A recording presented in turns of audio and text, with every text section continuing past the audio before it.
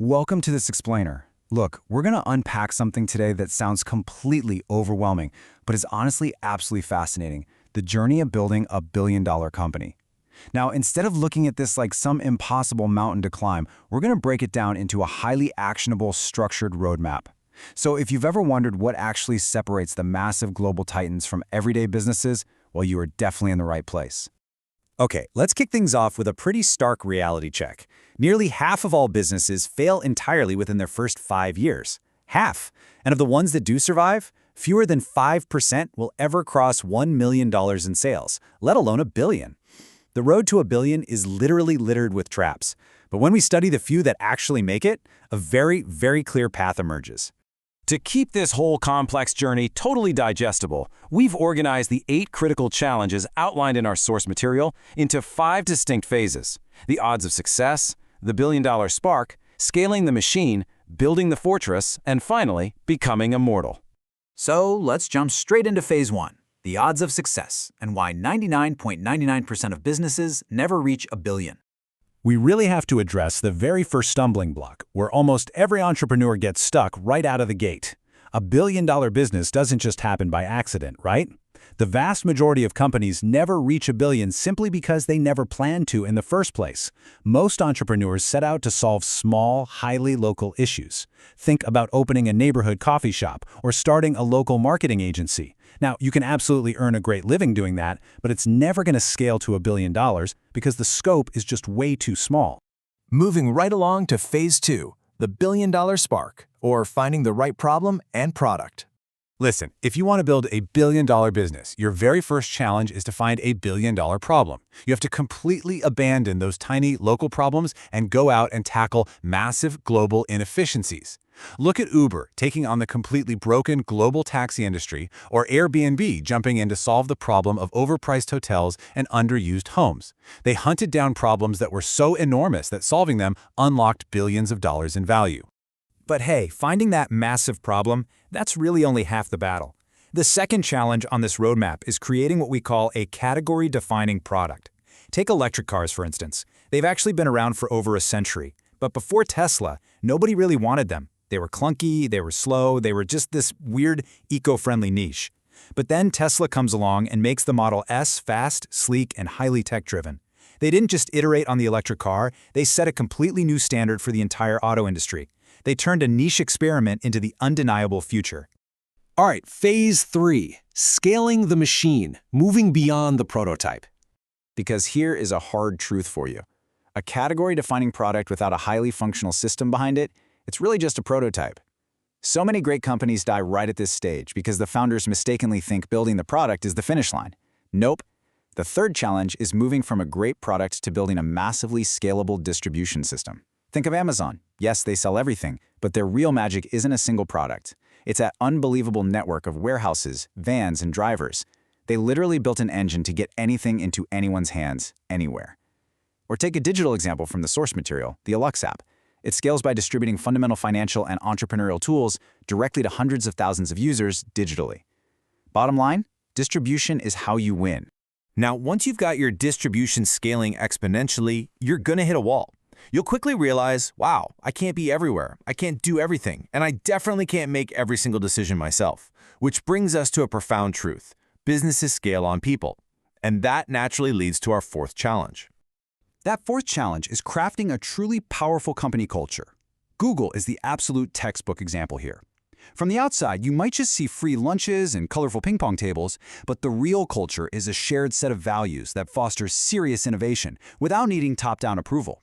Remember, Google actually encourages its employees to spend 20% of their time on outside projects. That specific culture is what organically birthed massive, world-changing hits like Gmail and Google Maps. But as you scale with all those new people, the initial thrill of rapid growth is often replaced by sheer, unadulterated chaos. One missed email suddenly turns into 10,000 late shipments. A tiny buggy update crashes millions of devices. So the fifth challenge is instituting operational excellence. If you want to be a world-class company, you have to do absolutely everything in a world-class way just to prevent the whole machine from collapsing under its own weight. To really get our heads around operational excellence, we have to look to post-World War II Japan. Companies like Sony built these massive international reputations by making extreme efficiency their guiding principle. And I just love this detail from the source. It wasn't only about how they manufactured the electronics. It was about everything, down to keeping their offices absolutely spotless and demanding neat handwriting from their staff. The philosophy is so simple, but so powerful. How you do the small things is how you do everything. Which brings us to phase 4, building the fortress, defending your territory. Because here's the catch, guys. Once you're operating with that world-class, Japanese-like efficiency, you instantly become a massive target. Everyone else is going to want to take what you've built and run with it. So your 6th challenge is securing a competitive moat. Just like a medieval castle, you need a moat to protect your business from copycats and fend off constant attacks from competitors trying to eat your lunch. A really strong moat ensures that once you fight hard to win a customer, they actually stay with you, meaning you can grow without constantly shrinking back down. Just look at how these competitive moats map out for the heavy hitters. Sony's moat was their unbeatable operations. Amazon and Coca-Cola, they rely on absolute mastery of physical distribution. Google's moat is their unparalleled access to massive data, combined with that unique culture we talked about. And Apple, they have built the ultimate ecosystem. Every new device locks you in just a little bit tighter until the very idea of switching to an Android or a PC becomes completely unthinkable to their users. Now, features can be copied, right? Prices can be undercut. So to survive for the long haul, your 7th challenge is building a truly iconic brand. This means you have to stop selling just a physical product and start selling what the source calls the thing behind the thing. Think about it. Coca-Cola sells sugar water, but what they're really selling is happiness. Nike sells shoes, but their brand is all about victory. Volvo sells safety. Toyota sells reliability. You are elevating from selling a basic item to selling an entire identity. And nothing illustrates the sheer crazy power of a brand quite like Red Bull. On paper, they sell an energy drink. But in reality, their brand is completely synonymous with adventure, adrenaline, and extreme risk-taking. Here is a wild fact. When people take blind taste tests without knowing it's Red Bull, they often call it disgusting. Literally, they hate it. But the moment you slap that iconic Charging Bulls logo on the can, people go absolutely crazy for it, all because of the lifestyle that brand represents.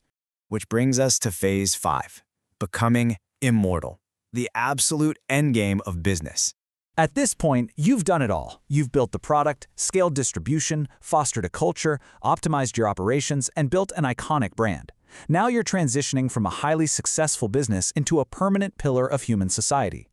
The 8th and final challenge, for the 0.01% of companies that make it this far, is becoming too big to fail.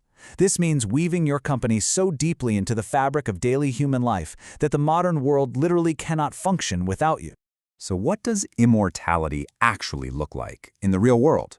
Well, millions of people couldn't even imagine life without their Apple iPhone. It's practically become a physical extension of their own memory. Microsoft software is the absolute backbone of global governments and corporate infrastructure. Visa and MasterCard are the invisible networks keeping trillions of dollars flowing every single day. And think back to the biggest banks in 2008. Governments literally had to bail them out because if they vanished, the entire global financial system would have collapsed with them. Now that is systemic integration. Wow. Okay, we have covered a massive amount of ground in this explainer today, exploring the 8 monumental challenges on the roadmap from finding a massive problem to building an immortal billion-dollar company. By breaking it down into these clear steps, I really hope this journey feels a little less impossible and a lot more structured for you. So I want to leave you with one final provocative question to chew on. If you were going to start this exact journey tomorrow, what billion-dollar problem would you choose to solve?